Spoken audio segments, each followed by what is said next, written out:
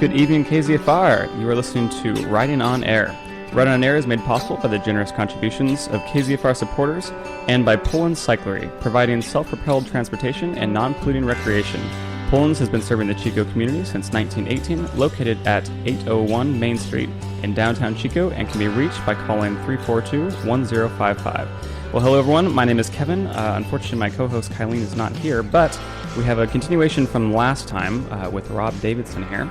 And I'll go ahead and give him a quick introduction before he says hi, because he has quite a bit going on for him, I would say. Rob Davidson's previous books include 2 short story collections, The Further Shore and Field Observations, and a monograph, The Master and the Dean, The Literary Criticism of James and William Dean Howells. His fiction, essays, and interviews have appeared in Zazava, Hayden's Ferry Review, Indiana Review, New Delta Review, South Dakota Review, and elsewhere. Davidson's honors include a Fulbright U.S. Senior Scholarship Award to lecture in Taiwan, 2015 to 2016, the Camber Press Fiction Award, judged by Ron Carlson, and an AWP Intro Journals Project Award in Fiction. He teaches creative writing and American literature at California State University, Chico. Visit Dave Robertson at www.robdavidsonauthor.net. Whew.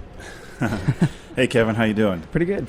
Thanks for having me back on your show. Yeah. I'm pretty stoked about this. Last time was it was a blast. I really enjoyed that. Yeah, thanks. I enjoyed it, and it's great you guys do the podcasts and put them up on the World Wide Web after these live radio broadcasts. Yes, it'll be on YouTube. I'll start attaching links to our Facebook page and stuff like that. You can look us up at Writing on Air on Facebook. Yeah. So I guess we'll get right into it because we have some pretty big pieces here. I believe the first one we have is The Stories We Tell. Sure. Yeah, we're reading from Spectators, Flash Fictions, and this is my new book, just came out from Five Oaks Press. And again, for listeners who may not know, Flash Fictions, the simplest definition is a very short story. The pieces in this book are few of them are longer than a page. Most of them are about half a page. So they're more like prose poems, and that's kind of what I'm going for. Something that's more lyric and maybe a little more image-driven as opposed to, say, narrative or plot or anything like that. And this piece, The Stories We Tell Ourselves, is the piece that's in response to the cover image. A lot of these Flash Fictions were written in response to visual art, and Tom Patton's photography in particular is a great inspiration to me. And so if anybody goes online, or if you, heaven bless you, if you've bought the book, you can look at the cover, and it's a guy standing in front of the Grand Canyon with a video camera, right? I love this picture because it's really a picture of somebody taking a picture. Yeah. Right? There's this kind of meta level to it. And so I was thinking about that in terms of the spectacle and why we look at things and the value of the things that we look at, the meanings we make. So I came up with this piece, The Stories We Tell Ourselves. It has a short little epigraph from Heraclitus. Nature likes to hide itself. He will not remember the canyon.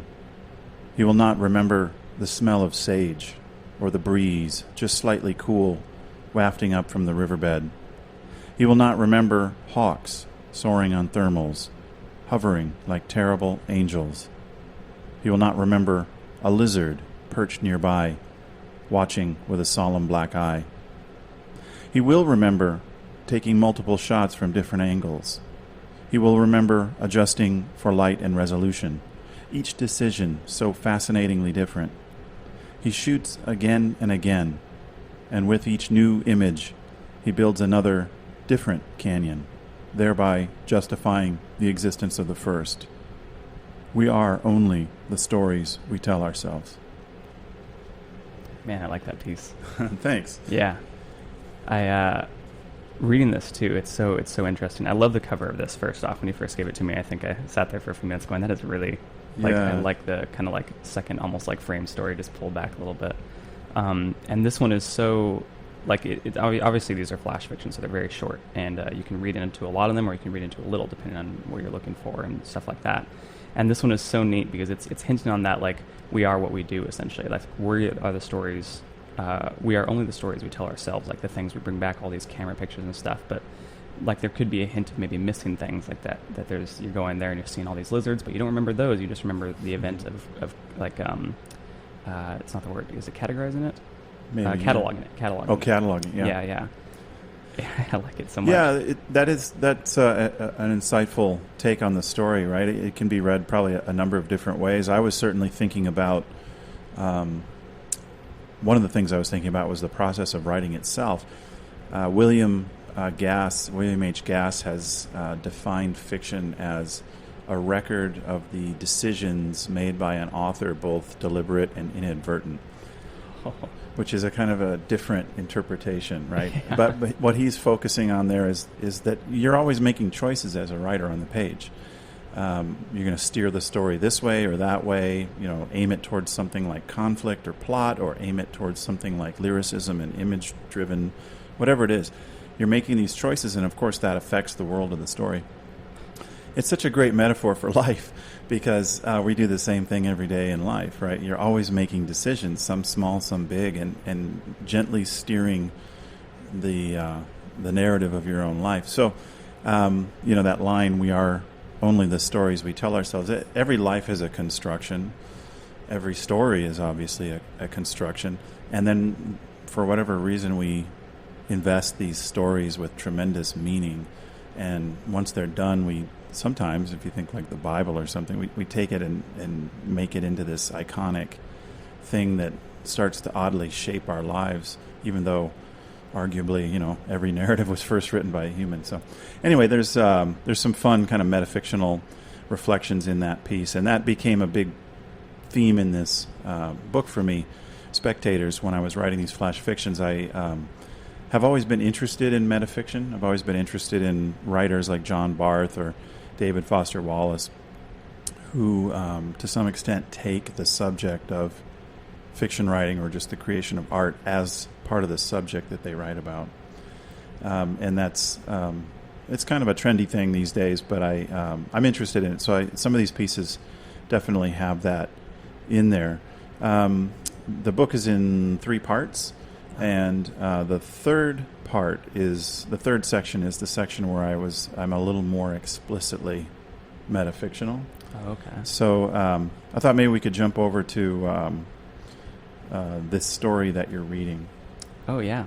Yeah, because this one takes the idea of stories and story writing and sort of makes a character out of the idea of a story. Okay. So I'll read that, and then maybe we can just talk about that. So it's called This Story That You're Reading. This story that you're reading is slow to awaken. It's checked out. It's got its earbuds in. It's catching 40 winks in the corner. Maybe it had too much to drink last night. Maybe it stayed up late talking. This story likes the sound of its own voice. Some of its fellow stories complain that's all it is, voice and no content, no meat. Bring back the days of Dreiser, they say, the savage prolixity of Norris, the foot-on-the-bar politics of Steinbeck.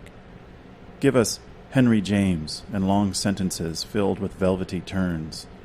Give us something more than that windbag of the first-person declarative, obsessing over objects and opinions. This story wants to keep it real. This story wears a hoodie and jeans. This story is chill. But don't let that fool you. This story is ambitious, crazy ambitious. This story is an early draft in a state of becoming. The next time you read this story, it'll be different.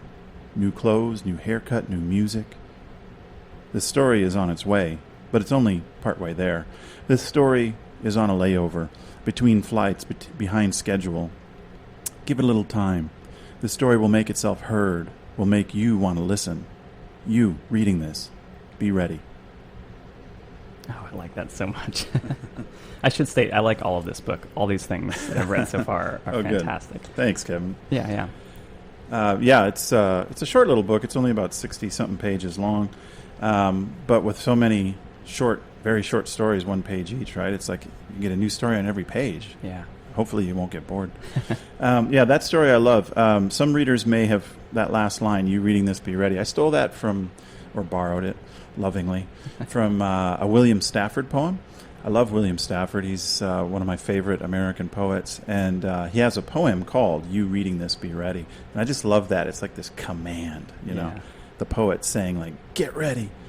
And so in that piece that I read, this story that you're reading, you know, I kind of personify story as a character, right? And it's the idea of this kind of lazy, checked out, maybe half asleep, almost like a teenager or something, you know, who's not quite ready. But then, you know, the story is telling you, like, it's coming. You just be ready. Yeah. And that, to me, was kind of a playful metaphor, because every writer knows when you're writing these stories or poems or plays or whatever it is you write, most of us, we do not produce our best work in one draft.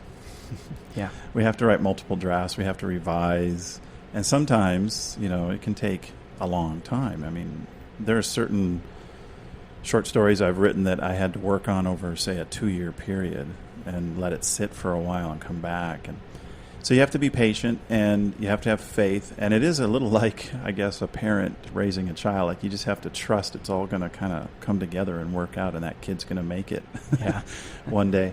And you have to, as a writer, you kind of have to have the same faith or trust. You know, like, the story may not be ready. It may actually be some messy middle draft version of a piece that wearing a hoodie is wearing a hood. Yeah, hasn't had a shower yet. You know, but you hope that one day it's going to become what you want it to be, which is a finished short story that you really like.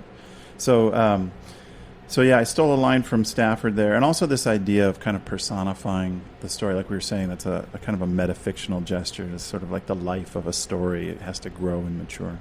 Yeah, I like that. So it's playful. This book for me was one of the big differences between this book, Spectator's Flash Fictions. This book and my previous books is, I hope, that the stories are a little more playful, a little more at times chaotic, and you know, have a different kind of energy. It's a totally different form, writing these flash fictions, from writing full-length short stories. You know, a full-length short story is its own kind of beast, with its own sort of you know, hungers and needs and things like plot and character and you know, hyper attention to form and stuff. With these shorter pieces, I was really trying to move away from that. So there isn't really a plot, really, is there, to a piece like the one I just read.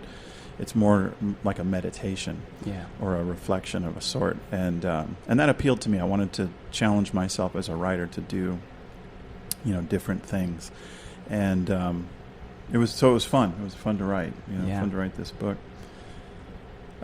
So another piece that I was going to read is it's the longest piece in the book. It's just a little over 2 pages. It's called Author's Note, and it's another one of these kind of metaphysical, well, it is sort of metaphysical, metafictional reflections. But in this case, I mentioned that a lot of the stories in this book were inspired by visual art, but not all of them.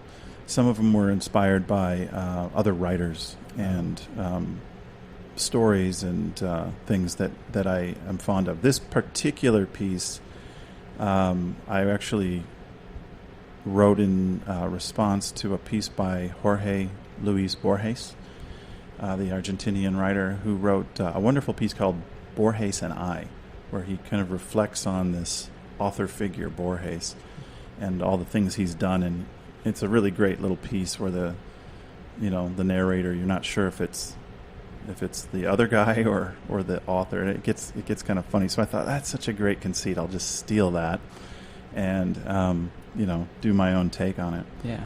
So I'll read it. It's called Author's Note.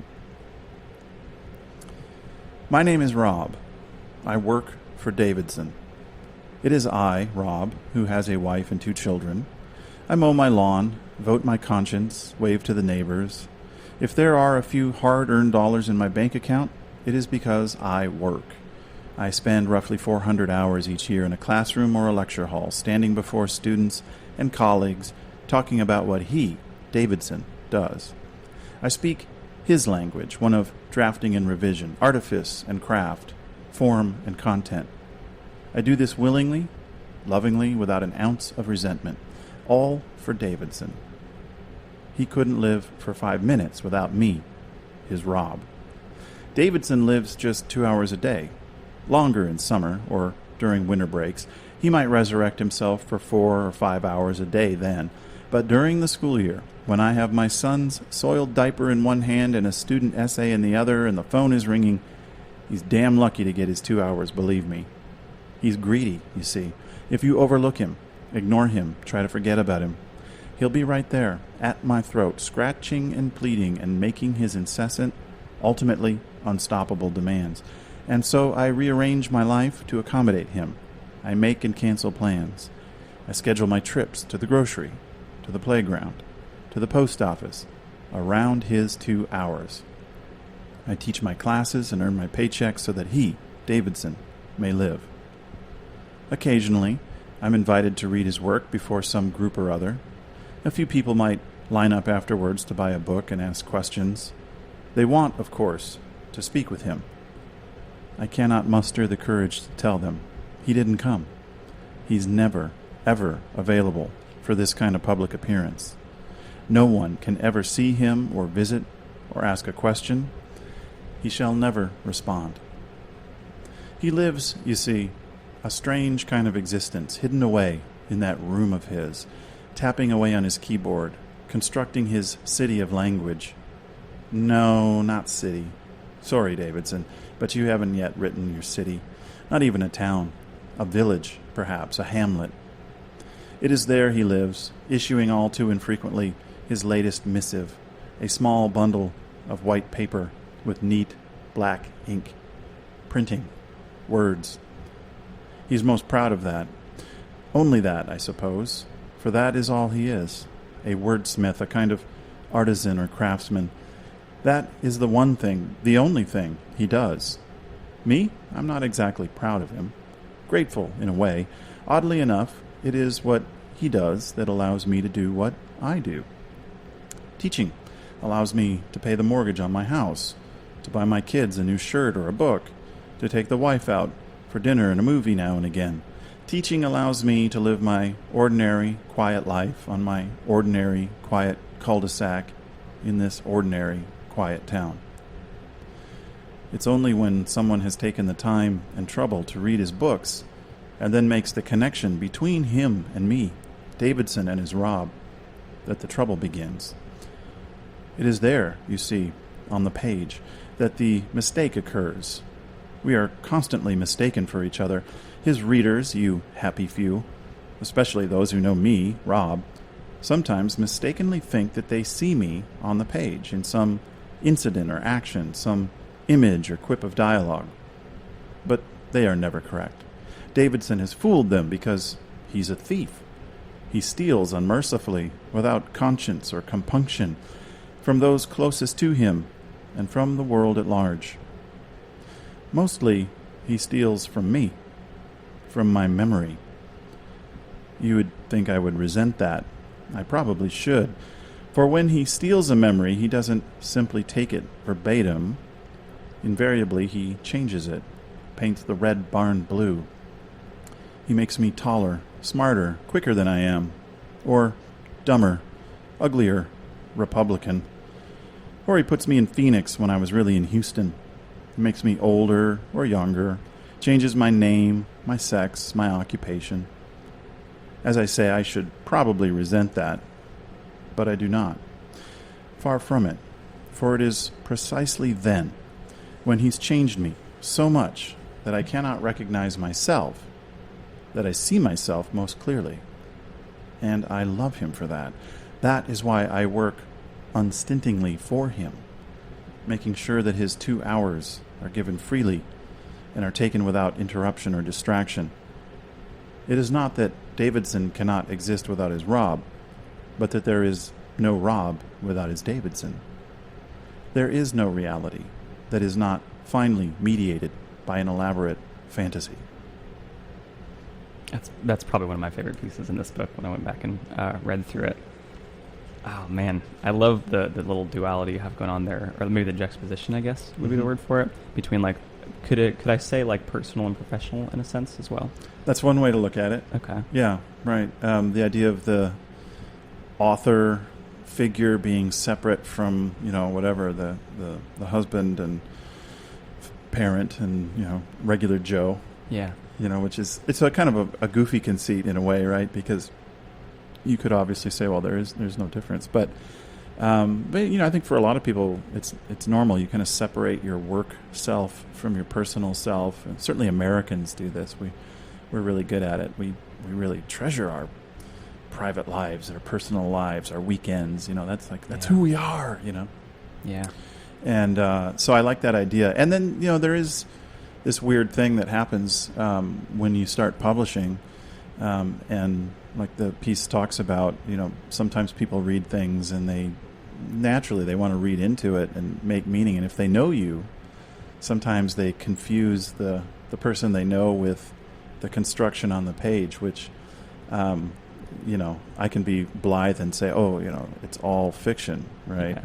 Of course, there's always some degree of autobiography in anything that you write. I think you can make that argument. But at least for a fiction writer, it's easy to just say, oh, no, it's just fiction, Kevin. Yeah.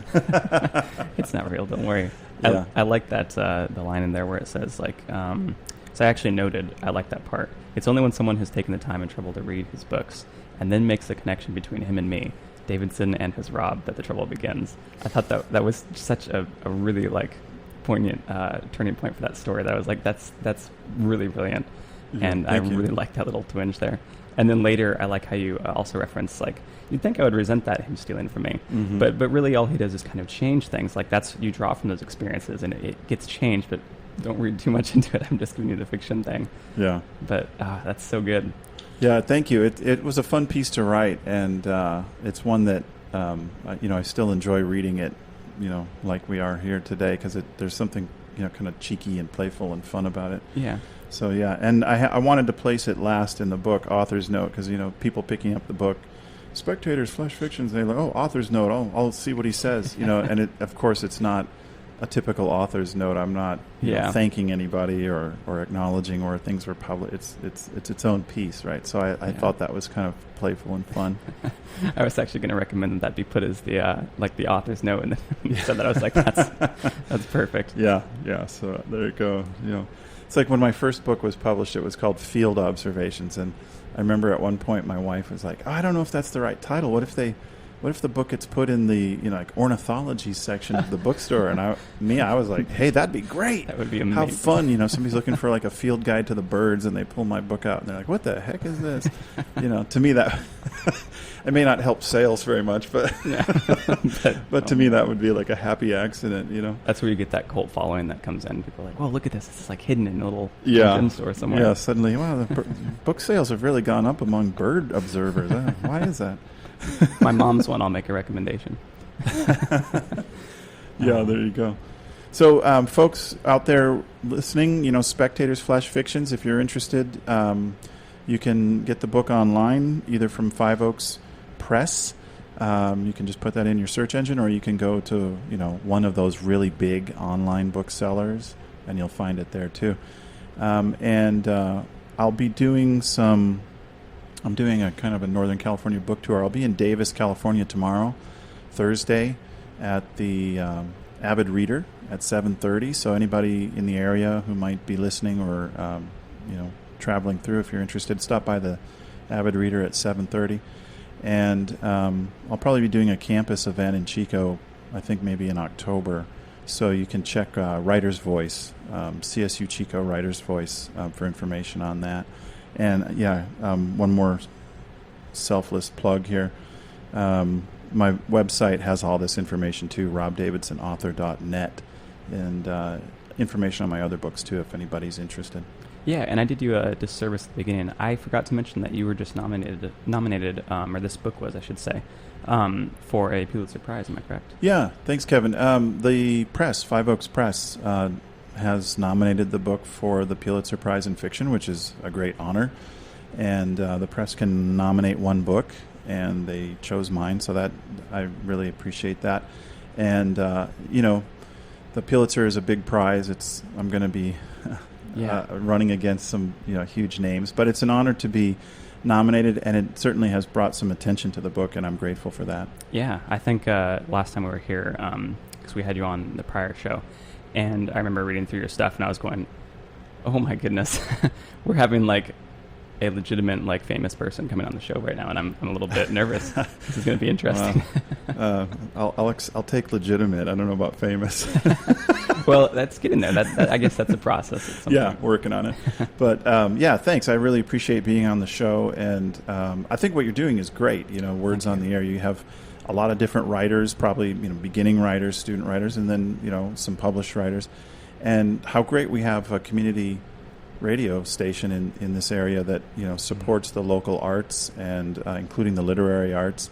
And I just want to thank you and Kylene for doing this show and for having me on. Oh, thank you very much. It's been amazing too, because I've been trying to get a lot of messages across for the show. And when you came on and you were talking about your pieces, how you kind of approach this as an exploratory thing. Mm-hmm. You don't usually write this style, and so you were kind of like, I'm going to give this a try. Mm-hmm. That, to me, right there is one thing I'm trying to get across in this show, is then for writers who are just starting, that the exploratory and, having patience with yourself in the editing is that's necessary, and it's not as tedious or as daunting as people make it out to be. It's mm-hmm. just a practice. You just keep doing it. And to have someone like you come on and say, hey, listen, this is what I did for my book that has just been nominated for a Pulitzer Prize. That is absolutely astounding for me in the show. Yeah, that's great. And I hope other writers who might be listening, they probably agree, or maybe they'll be inspired. You certainly, for me, I don't want to be the kind of writer who just kind of repeats himself and does the same type of thing over and over again. I definitely want to push myself to try different styles, different modes of storytelling. So this book was great for that. So do we have time to read one more? Yeah, I think we do. Yeah. We could maybe close with a piece here. The Mistake of Waiting. Perfect. Is one I'd like to read. And I'll read it, and then we can just maybe quickly chat about it. The Mistake of Waiting. The mistake most commonly made by those asked to wait is to focus on that which has not yet happened. The anticipation of action. The expectation of the event. The anxiety of delay. These obscure the truth of waiting, which is a radiant stasis. He knows what he's waiting for. He knows it's coming, sooner or later. He just doesn't know exactly when, or how, or what happens next. These are the things he thinks about, but that is precisely his mistake, to focus on a mysterious future, a thing at once terrifying and banal, and not on the wait itself. He will be waiting for a good while yet. He ought to turn his attention accordingly. There is only the waiting itself, for which there is no wait. The truth of waiting is that one should endeavor to do only that, without expectation or desire. Accept this bright parade of moments. It is your story now. That is the perfect way to end this segment. That is so good. Yeah, The Mistake of Waiting. More of a contemplative piece, maybe. I was certainly thinking of the teachings of Buddhism, and the idea of kind of being fully present in the moment. Yes. And not getting too caught up in what's going to happen tomorrow or what happened yesterday. Waiting. Yeah. So that's those are some pieces from Spectators Flash Fictions. My name is Rob Davidson. Thank you, Kevin, for having me on here. Yeah, that was fantastic. Maybe at some point again in the future that would be. Yeah, sure. I'd love to come back. Yeah. Well, this is Writing on Air, and I again want to thank you for coming. This was fantastic. And if anyone has been inspired or wants to question or comment or actually submit pieces, you can at write.onair@gmail.com. One more time, that's write.onair@gmail.com.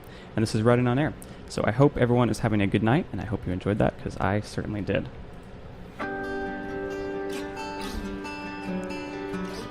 And Writing on Air is made possible by the generous contributions of KZFR supporters and by Harrison Daly Wright Accountancy Corporation in Chico. Harrison Daly Wright provides certified public accountants specializing in accounting and bookkeeping services, auditing, tax prep and planning, management support, services for nonprofit organizations, and more. To reach Harrison Daly Wright, call 895-1209. Have a good night, everyone.